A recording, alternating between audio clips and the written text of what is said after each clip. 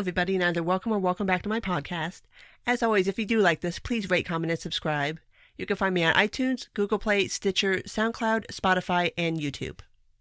So today I wanted to talk about a piece that Nick Gillespie did for Reason a little earlier this month, and talk about a lot of the very good points that he makes in the piece, and kind of where I think as libertarians we should kind of go from here as far as messaging and trying to reach people. And the title of the piece is "Everyone Agrees Government is a Hot Mess, so why does it keep getting bigger anyway?" Which is the eternal question for every libertarian. It's like, if everybody agrees with us that government sucks at what they do, then why is the answer not inherently obvious to everybody the same way it is to us, which is to obviously, depending on where you fall on the libertarian spectrum, to either drastically shrink or get rid of the government. And I think we kind of have a little bit of a blind spot on that, because it is intuitive to us and it is kind of the rational endpoint for us. It's like, okay, if they suck at what they do, then we need them to do less of it. But obviously not everybody agrees with us. And you can view that as, at best, cognitive dissonance, and at worst, like Stockholm syndrome, but it is what it is. I mean, this is an attitude that a lot of people have. So I think it is worth kind of unpacking why people feel this way, and once you kind of understand the rationale behind it, to kind of craft a message going forward with the understanding that the obvious answer to some questions to us is not the obvious answer to other people to certain questions. And obviously, if it was, we wouldn't be having this conversation, because we'd all be on the same page and everybody would be down for shrinking government. But that's actually not what's happening.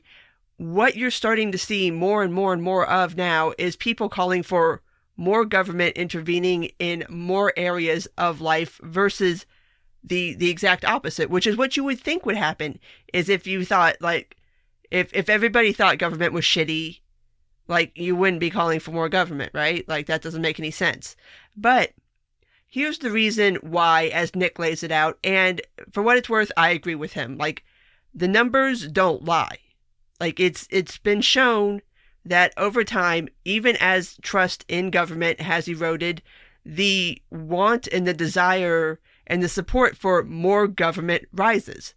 And like I said, this makes no sense to us. This sounds like cognitive dissonance to us, but here's the reason Nick lays out. And like I said, I do agree with this. And that is the idea that we have moved from a high trust to a low trust society, which, if you weren't on board with this before, the events of this past week gone by should pretty much crystallize the idea that we have moved to a low trust society. I mean, we're in a place right now where everybody's reaction to things is just all seems to be coming from this very cynical, very bad faith sort of place where nobody trusts anybody. Nobody really likes anybody. Everybody's just kind of doing whatever it is they do. And there's no, like, genuine desire to try to connect with other people or to try to come up with solutions to problems. It's just everybody just dogpiling on each other. And I think, for me, the thing that really crystallized it was the whole Chelsea Clinton thing. And whoever, I still don't even know this girl's name, and I don't care, whatever. But this idea that somebody who has no involvement in the government at all, I mean, she has no official position, she's not a member of government, she's not an elected official, she's the daughter of a former president who's trying to go to an event to pay her respects to the victims of the New Zealand massacre, and somebody decides to take it upon themselves that at that moment you need to go scream in this woman's face about things that she said about Ilhan Omar being anti-Semitic, and trying to blame her and her rhetoric, quote unquote, for what happened in New Zealand. It's just like, that's just such a perfect example of where we're at right now, as far as being this very cynical, very low trust society. And when that happens, when you start getting into this place where people don't trust each other, they don't have trust in their civic institutions, you don't have trust in corporations, you don't have trust in anybody, what ends up happening is people start looking to the government to do something.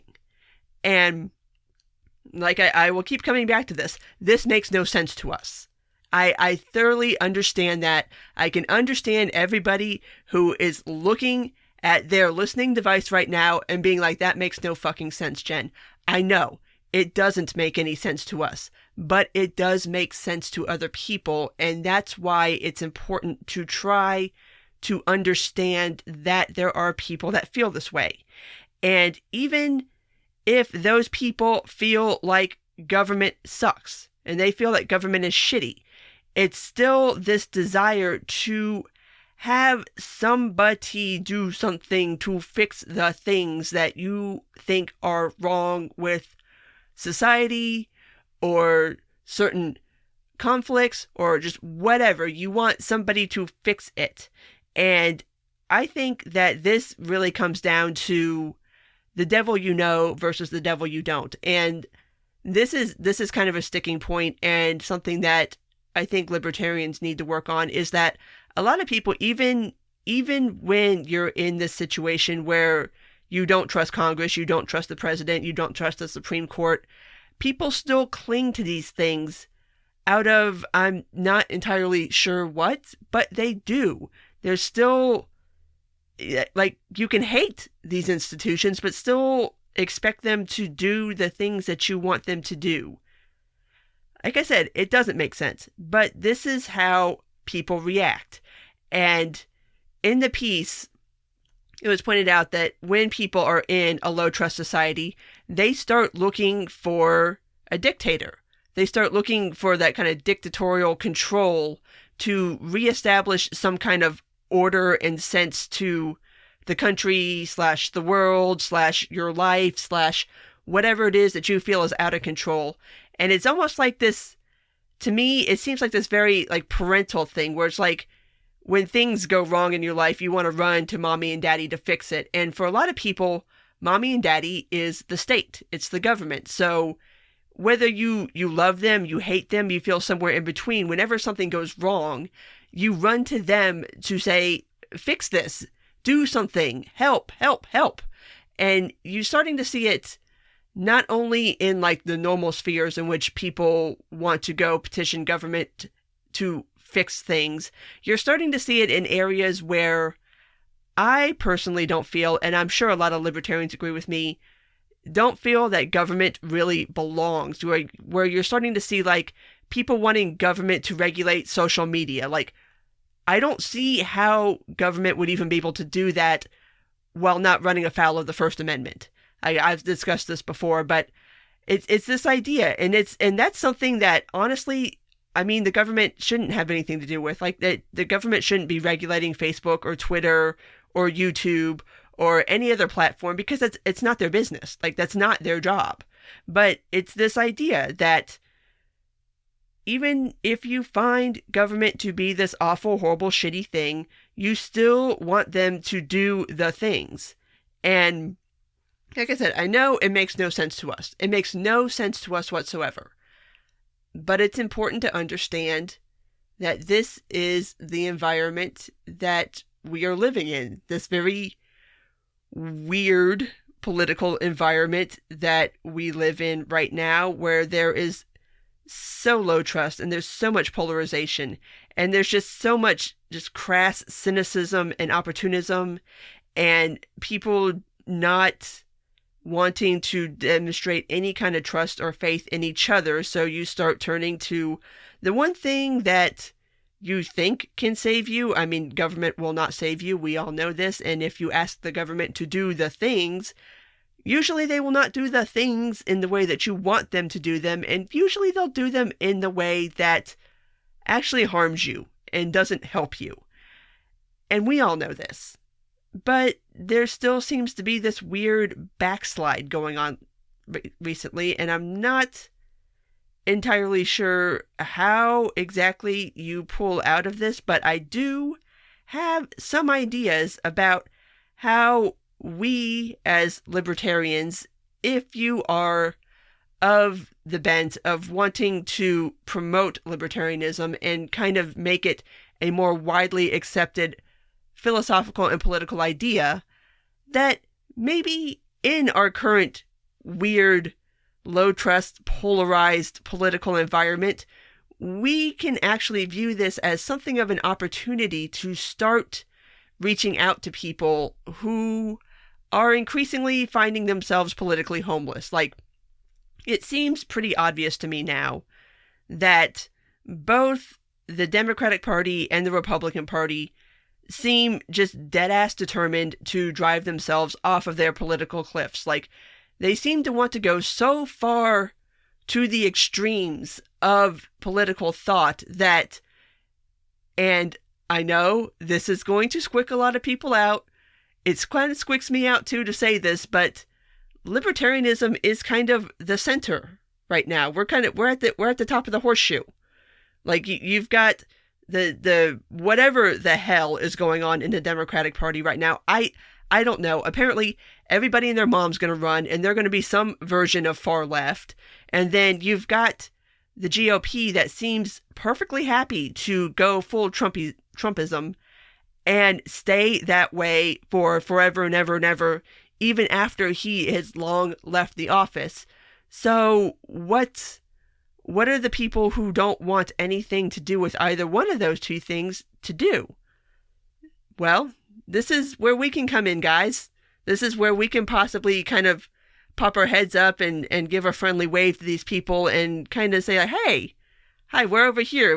We've got some things to talk about. We got some stuff for you to read. If you want to come on over, if you're feeling a little alienated from the two-party system, hi, hey, what's going on?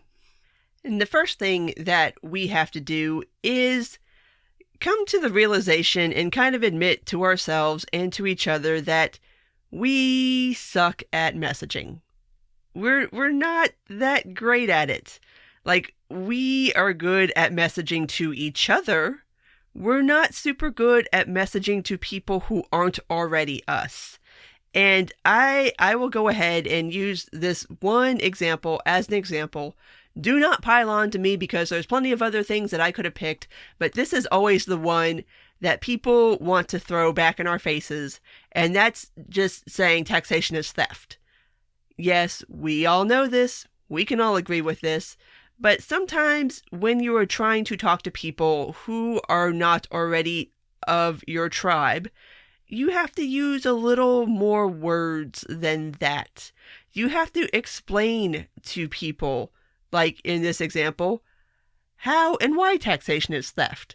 You have to sit down and explain to people that taxes are something that it is money that is taken away from you, not of your own accord. You're not donating it. It is being taken from you. If you do not give the government this money, they will show up on your doorstep with guns to either force you to pay or throw you in jail.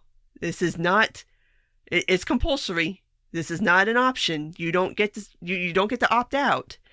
And then once they take this money from you, they will spend it on things that you may not personally find morally okay. They will take this money and not just spend it on roads. They will spend it on needless foreign wars that get Americans and foreign people killed.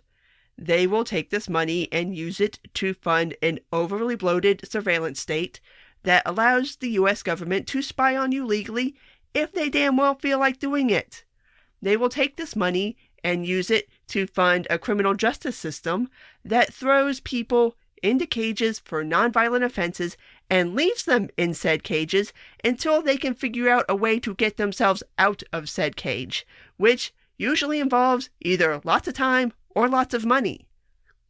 You have to sometimes break it down into little baby chunks so that people can start to understand the high level idea and how it is applied in an actual real world sense. So we need to get better at explaining why we feel the way we feel about certain things.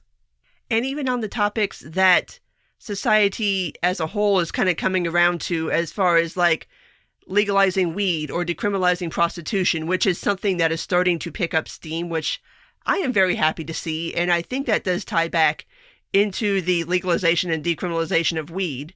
But even though this is something that is starting to gain national popularity and national acceptance, it's still worth sitting down and explaining to people why it is we advocate for the legalization or decriminalization of weed. It's not just because we're a bunch of Republicans that want to get high.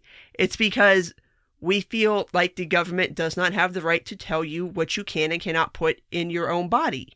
We advocate for the decriminalization of prostitution because it is not the state's business to be involved in a peaceful transaction between two consenting adults. And if that happens to be one person gives another person money for sex, that's not anybody's business but those two people's business. And when you sit down and start to explain things in that way, it starts to kind of build upon our core ideas of self-ownership and of private property, including your body being your own private property. And once you kind of start working backwards from that, where you take like real world examples and you kind of bring them back down to what your core ideals are, then it starts making more sense to people, and people can kind of get on board with those core ideals better because they can correlate it to something that they can understand. Another thing that Nick brings up in the piece that I think is very important for libertarians to understand right now is that there has been an utter and complete division of fiscal issues and social issues. And especially if you're somebody who came to libertarianism through like the Ron Paul moment, or even a little bit after that, or even a little bit before that, there was always that fusion of the two things going hand in hand, of understanding how fiscal issues will impact your life personally. But we've moved past that point, and people don't really conceptualize how fiscal problems will impact them personally. So when you're trying to explain certain things, like explaining why the deficit is such a huge deal, and explaining why tariffs are a bad idea, and trying to explain concepts behind actual free market capitalism and fair trade, you have to, again, take it to that level where people can understand it on like a lower level, where it's not such a high-minded thing, but you can kind of take a small example and extrapolate it up to where you can understand the bigger picture. Like when you're trying to explain how a free market works, you can explain to people that in a free market, it should just be like, okay, I have these dollars and you have this good, and I want to give you these dollars and you want to give me that good. So we just exchange it, and that's it. Like nobody else needs to be involved in this transaction. The state doesn't need to be involved. Other regulatory industries don't need to be involved. You don't need to have 15 different government agencies worrying about your transaction and whether or not it is correct or good or safe or anything like that. It should just be a one-on-one transaction, and people can understand that because, of course, you can kind of, you can see where that makes sense versus just going directly in with like the high-level arguments and people are just kind of lost in the weeds on it. Because another thing that I think is kind of important to think about in messaging is that not everybody spends as much time thinking about these sorts of things as we do. Believe it or not, some people have lives outside of this and they don't necessarily sit around and navel gaze about trade deficits and about economic structures and about taxation and all of this stuff because they've got shit to do. Like they've got jobs, they've got kids to worry about, they've got all this other things. And it's worth remembering that not everybody spends like hours a day thinking about this shit. Like it's just us. Like we do this because we are weird, wonkish people. As a group, we tend to be very weird, wonkish people who read a lot of books and consume a lot of content and think about a lot of things that the general public doesn't really care about or think about all that often. So I think that's another reason why when you're trying to explain things to people, you have to use these really concrete real world examples so that people can connect to them on that level. And then you can kind of use that as a conduit to getting to the bigger ideas.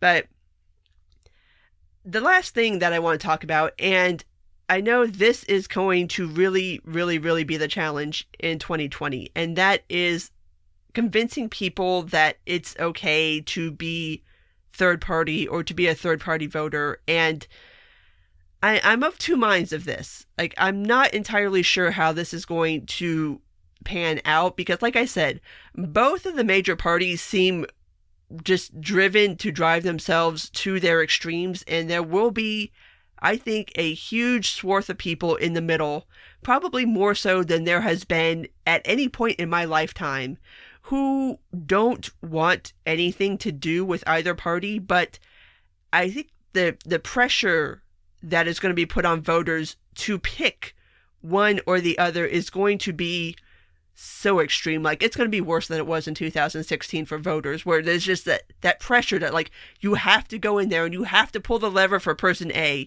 because they're not person B. And if person B wins, then the world is going to explode and your children will just turn into dust and all of your money will just disappear out of your bank account, or whatever the fuck dumbass thing they will come up with to scare people into voting. So I don't think that that voting should be completely, like, that should just be completely left to the two-party system. I do think that for 2020, it would be very, very worthwhile for the Libertarian Party to run a very strong candidate who can get a lot of national attention. Cinemash. But it's going to be a very hard sell in that way of, it's always a hard sell to get people to vote for a third party because it's always they always poll better going into an election than what you get post-election. And because people get in the booth and it's like, okay, I like this person's ideas, I really connect with them, I feel very strongly about this, but, and the but is going to be huge in 2020. That being said, I do think right now and leading up to 2020 would be a very good time to try to do something on the hearts and minds side of that argument. You know, the Tom Woods question of, would you rather have 7 million voters or 70 million hearts and minds? I think that, like I said, abandoning the voting thing, I mean, if you are the votes T type, most definitely go for it, do it. And like I said, I do think the LP should run a very strong candidate in 2020. But I think there is going to be a lot of fertile ground for the rest of us to start making our arguments and starting to win over the hearts and minds of people. Whether they actually do end up pulling the lever for a Libertarian candidate in 2020, I don't know. This voting cycle is going to be unlike anything we have ever seen, and I mean that all hyperbole aside. This is going to be so batshit crazy. Like, I have no idea. Like, this has already gone completely off the rails as far as I'm concerned, but I do think there is going to be a lot of space for libertarians and libertarianism to take hold, especially if the two parties are so willing to cede any kind of centrism or any kind of middle ground in their rush to appeal to the most extreme blocks of their particular voting base. I don't know. I mean, if we could get our shit together for just a little while, just long enough to maybe start making some cogent, coherent arguments in public that people might hear and listen to and start to think, you know what? Maybe the libertarians aren't so fucking crazy after all. Maybe they have some good points. Maybe I should look into this because these other two parties have gone completely off the fucking rails and I can't pay attention to them anymore. So maybe it'll be time for people to start looking at libertarianism and even the LP, which, You guys, you can feel about the LP however you want. That's not really germane to the conversation. But this idea that, maybe this will be a time that we can have a libertarian moment again. Maybe. Kind of. Hopefully. That's my hope. That's what I would like to see happen. And I think if we can get enough people on board, and especially if you can get enough people on board with messaging, and to go back to where we kind of started with this, understanding where we are at right now politically. This is just a very weird, very cynical, very low trust time, and that maybe if we can be the ones who aren't, for once in our movement, if we can be the ones who aren't being the cynical asshats, if we can actually be the ones who are being a little bit hopeful about the future and not basically trying to scare the shit out of everybody, maybe we can get some traction. I'm just saying. Yeah, I think it's worth a shot. So, on that note, I'm going to go ahead and wrap this up. As always, if you did make it this far, thank you for listening. And if you do like this, please rate, comment, and subscribe. You can find me on iTunes, Google Play, Stitcher, SoundCloud, Spotify, and YouTube. Take care, and until next time.